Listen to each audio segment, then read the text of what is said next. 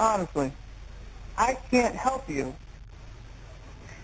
Don't you understand what just happened? What they're saying is not. On the morning of August 2009, 26-year-old Dahlia, a resident of Boynton Beach, left her home and headed to the gym, just like every other day. In the middle of her workout, she checks her phone and sees a missed call from an unknown number. The front of her house was filled with police cars. The medical examiner and 2 police officers were waiting for her in the yard. Michael DiPolito was born and raised in Philadelphia. Most of his teenage years were consumed by addiction, so he checked himself into a rehab camp. But then he went back to selling drugs until one night he left it all behind. Without telling anyone, he went to Florida. The doorbell rang at his house. Behind the door was Dahlia DiPolito. She was born in New York but raised in Boynton Beach. Unlike Michael, she had a normal and stable childhood. When she turned 19, she started working in Florida escort services. Her life was going along normally until one ordinary day in early October. She rang the door at one of her clients, Michael DiPolito. Michael opened the door. It was love at first sight. The next day they had another date, and in less than 2 months, he divorced his wife Maria. He proposed to Dahlia with a $20,000 ring. Everything was normal for a few months, until one morning the police called Dahlia. I'm Sergeant Ramsey. I'm the one that called you. Thank you for coming. I'm sorry to call you. Listen, we had a report of a disturbance at your house, and there were shots fired. Is your husband Michael? Okay, I'm sorry to tell you, ma'am. He's been killed. He's been killed, ma'am. I'm sorry. No, he's not. Listen. No. Try to calm down. No. Listen, right now we need to get you to the station. No. We need to get you to our police station. I want to see him. I can't let you see him, man. We have to do our job. If you want us to find this killer, okay, we need you to calm down. I'm going to need you to go with these detectives, okay? Does he have enemies? Is there anyone that would want to hurt him? Okay, who would want to hurt him? Witnesses said they saw a black male running from him. I can't let you see him, ma'am.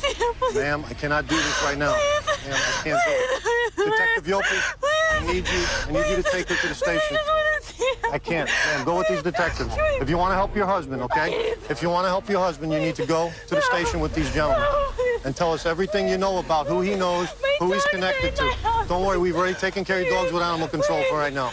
Everything's under control. And we'll take care of everything else, okay? Thank you, guys.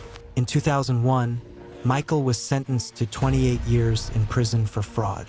However, he only served 7 months before being released on parole. For years, the police stayed out of his life. That was until 3 months after his second marriage, when a few unknown people contacted the police and reported that Mike had gone back to selling drugs. The police came to his house and searched, but found nothing. This happened again. Several people reported Mike's illegal activities to the police. They raided his house with a search warrant, but still found nothing. Until one night, after dinner in the restaurant parking lot, the police appeared in front of him again. This time, they found a small amount of cocaine under the spare tire. He kept saying that he had been clean for 6 years. He hadn't touched drugs even once. He suspected his ex-wife had planted the cocaine in his car as revenge. Unbelievably, the police believed Mike's story and didn't arrest him. The only person who had access to the car and knew where they had been was Dahlia. So he asked her directly, "Did you plant the drugs in my car?" Dahlia got angry that her husband had suspected her. The next morning, excitedly, told her husband that she was pregnant. Michael was overjoyed, barely able to contain himself. It seemed like he had forgotten all the suspicious events of the previous night. On that very day, Dahlia also met with her ex-lover, Stanley, and shared the new plan she had in mind. In fact, she asked Stanley to call Michael pretending to be a lawyer and give him misleading advice. He called, introduced himself as the attorney of one of the legal institutions, and told Michael that, considering the parole conditions, it would be better to put the house in his wife's name. Amazingly, without doing any research himself, Michael decided to trust this unknown phone lawyer and transferred the house to his apparently pregnant wife. Stanley disappeared after that call without any explanation or goodbye. In any case, the house ended up in Dahlia's hands. Let's return to the investigator's room. At the moment, the police invite a very special guest, Michael's killer. A few days after the Stanley incident, Dahlia contacted another one of her old friends, Mohammed Shahada. She asked Mohammed to find a killer to use against her husband. After talking with Dahlia, instead of going back to work to look for a suitable hitman, Mohammed did the right thing. He went straight to the police and revealed everything. The police placed a hidden camera in the corner of Mohammed's car seat and asked him to set up another meeting with Dahlia. During this meeting, one of the police officers would be introduced to her as the hitman. The evidence against Dahlia was so overwhelming that the investigation continued even without any technical procedures. It wasn't even necessary. There was a video recorded in her car, and that alone was enough to convict her. I know I got a picture. I looked at a picture of the house or whatever. How soon can we get everything going? Well, it's up to you. I mean, I need to sound like this too, but like my understanding of everything was that like, you know, I was going to give you what I gave you, and then that was everything. Until after the fact. And then after the fact, I guess you were going to come and like find me or whatever. I mean, I'm good for it. Like, it's not like I don't have it or anything. I mean, I know not to fuck around with you. You know certain things, whatever. Like, you know what I mean? Like, you obviously know where I'm at.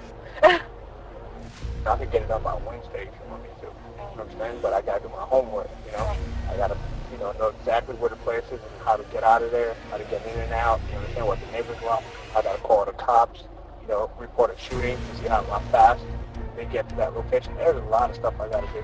That's going to cost me a lot of money. So if we go ahead and do it, like, at the house, like, how soon could you do it? And I could do it Wednesday morning. It's going to be like I break into the house. I didn't think he was going to be home because everybody works in the daytime. Okay. When I think he's at work, when he's not at work, then, he gets to it ahead. That's it, I took a couple things with me, break a couple windows, make it look like a robbery that went bad. It's all over, and I'm gone out of there. We're just going to be asking questions, although they know it's going to be obvious what it is, and they already know, but, they're going to ask questions, because that's how they got to do it. But I don't know how well we handle pressure. I don't know, because I don't want... No, I'm not going to, I'm a lot tougher than what I look. I know you see me and you're like, oh, what a cute little girl, whatever. But I'm not. You are. You're extremely beautiful. Thank you, but, I just need to make sure everything's going to take care of. Between now and when it's done, you're not going to have an option to change your mind. Even if you change your mind, talking to them. There's no changing, there's no, like, I'm determined already. I'm positive, like, 5,000% sure, like, okay. Around 6:30, 7 o'clock, he Yeah. always walks the dog in the morning. Okay. He walks the dog across, like, over where the lake is, and our door is always unlocked. I'll be in the house by 6:30 Wednesday morning. Okay. 6 o'clock. Yeah. All right. Okay? All right. Thank you so much, and I guess You'll hear from me. I'll hear from you. Dahlia was transferred from here to the Palm Beach Detention Center while, throughout the whole process, she kept insisting she was innocent and had done nothing. On the way to the detention center, they searched her things and found that she'd taken all her valuables with her to the gym because she didn't trust the person she had hired to kill Michael and suspected they might steal her stuff. But in the end, when she reached the jail, she had to hand everything over to the police. It was here in the detention center that she found the chance to make a call. Now try to put yourself in her position. Who would be the last person in the whole world you might call at a moment like that? Hello? Hey, it's me. Yeah, what's up? Nothing, Mike. Please come here. Hey, listen, I don't want to fight with you. Honestly, I can't help you. Don't you understand what just happened? What they're saying is not true. How is that possible? Like, I'm sitting here. It's not true. It's not possible. You wouldn't even give me 2 minutes to talk to you, but it's not possible. What they are saying is not true. How in the hell did I hear it and see it? I heard what you heard. It's not true. I heard what you heard and I saw what you saw. Everything they showed you, they showed me. And how is it not? How are you telling me that? I It's am not giving you my word that it's not true. What do you? Dahlia, I couldn't help you if I wanted to. Like, please, I need an attorney. Can you please help me? That's not true. Your brother was here, and I spoke to him, and he's going to go talk to your mom. I called them for you already, right? This is not true. I heard you too. Look, how do you explain what I saw and heard? Like, I am limited on my phone call. You know more than anybody. It's not true. Just give me time so I can talk to you. What did it say? I saw it. I heard it. I saw what you saw, and I heard what you heard. Okay, what the f***? You said you wanted to have me killed. I heard that. Not true. That is not How is true. it not true? How can you believe that? I heard your voice. I heard you say. I heard the tape. Okay, I heard the tape, and I saw pictures, and I saw the whole 9 yards. I saw all of it.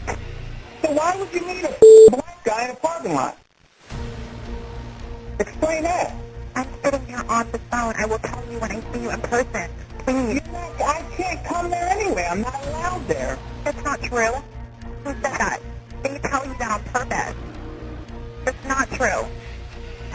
And I don't know what you could tell me, even if, let's pretend, I said, oh, it's all better.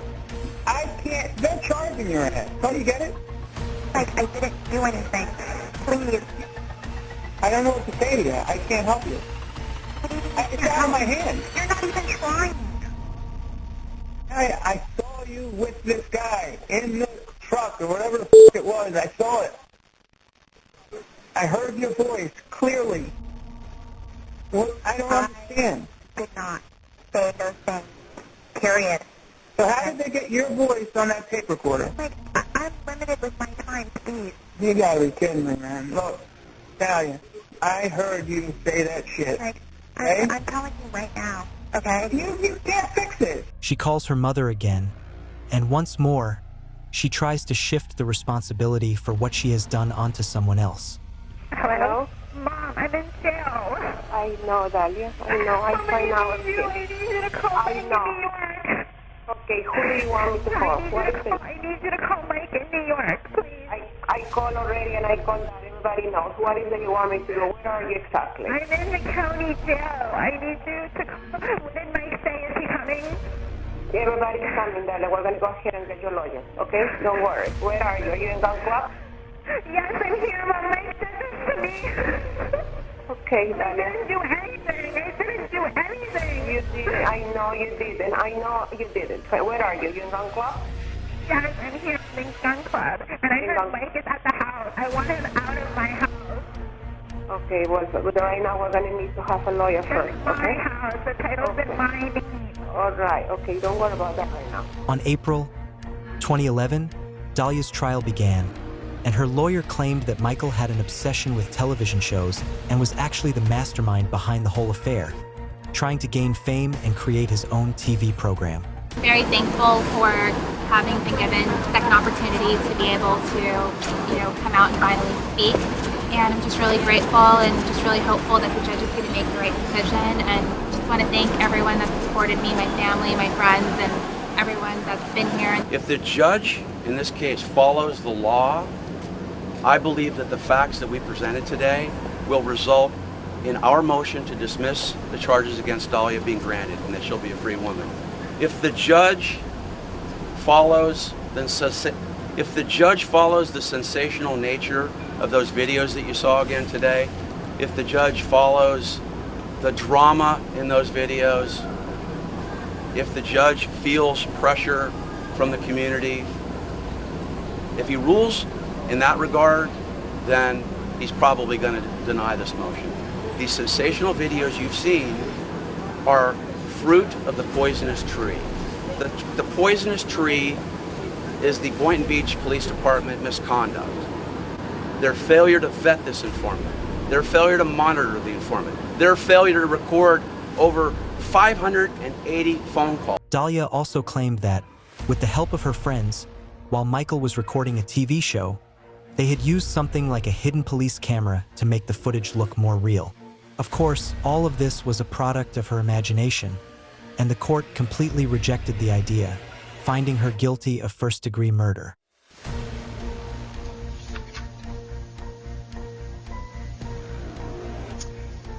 And welcome welcome back. Please be seated. Make yourselves comfortable. I'm guessing maybe, has our jury reached a verdict? And Mr. Merlino, are you our foreperson? If you'll hand the verdict form, please, to Deputy Cascone. I'll have to check it to make sure it's in proper form, and then we'll have the clerk publish our verdict.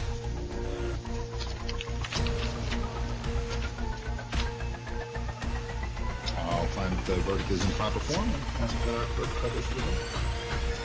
In the Circuit Court of the 15th Judicial Circuit, Criminal Division, Inland 4, Palm Beach County, Florida, in case number 2009-9771, State of Florida versus Dolly DiPolito. Verdict, we the jury find as follows. As to count 1, we find the defendant guilty of solicitation to commit first-degree murder. If you find the defendant guilty, do you find that there is a firearm included in the solicitation? Yes. So say we are this 13th day of May, 2011, in West Palm Beach County, Florida. Signed jury foreperson, Joseph Merlino. During these years, Michael, who remarried, was busy with TV interviews about Dahlia and managing his real estate agency. It took, well, when it happened, I think I was married 6 months only, and it took me another 3 years to get divorced, only because, you know, she tried to steal my house. So that tells you a little something. What year was that? Around? 2011. 2011. Mike, were you surprised at the defense bringing up the argument that police rushed this whole investigation for a Fox TV show? I mean, I guess they had to make something up, and I understand what they're saying, but if you listen, and you know, I've listened to it a million times, cops was not involved in this until it was over. So they had nothing to do with it. I probably just said it clearer than they said it throughout the whole trial. Did you give permission to be on that show when they told you this was happening? After it happened, I did. Yeah, well now, when they do it to you, they don't tell you, you know, hey, by the way, we're on no, I mean, after the fact, I was just like, yeah, sure, like, I didn't, it didn't bother me to do it, but would I do it again? Probably not. It was announced in court, though, that the fire attorney, that she's now a mom, that she has named her son. Any thoughts about that? I mean, I know I believe in your story that she's taking the that's always her being a mother now, and what that means. You know, I don't even know how to answer that. I think listen, it's mildly humorous to me, but listen, I wish her all the luck in the world with it. It's not, like I said, I'm not here to bash anybody, or, you know, this is just that they got a good chance to sling mud at me for 7 years. They're still doing it, and then obviously I'm disappointed that, you know, what happened today happened, and like I said, I wish them all luck, her family. I don't have any ill feelings towards these people. I'm trying to move past this. It's just a little hard when you have to do this every other year. You understand. And I'm doing this interview today just so people can hear me talk. Because, you know, everybody asks questions, and they didn't even talk about me throughout this trial, which is fine, but I don't even realize if these jurors realized they were talking about a person she was trying to kill. That's the reality. The court returned the house that had been taken from her through fraud. Dahlia DiPolito was released from prison in 2032.